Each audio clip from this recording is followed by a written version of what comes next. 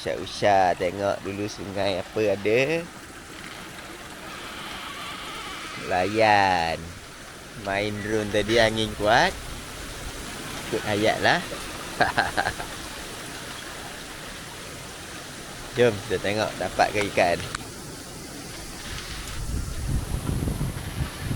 Ni kalau tengok ada ikan ni banyak.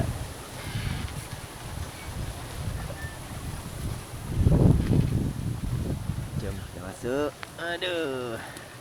Ui, sejuk air sungai ni.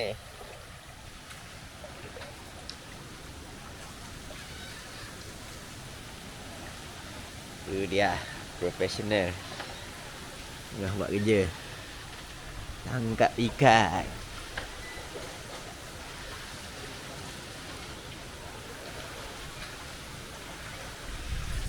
Dah lari dah ikan besar. Dia kena try tengok tepi-tepi tu. Ikan-ikan kecil tu ada tepi-tepi tu.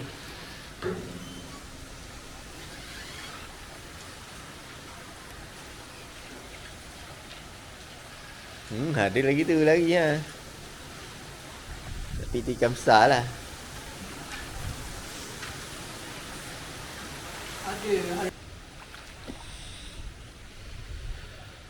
Ini pot tinggi sikit. Boleh tengok hasil dia. Banyak jugalah dapat.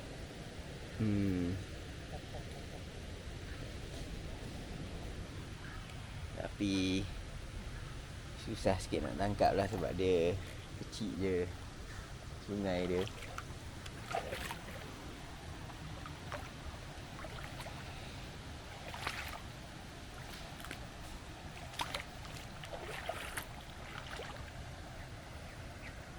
So tu tengah bantu nak dapatkan ikan. Okey.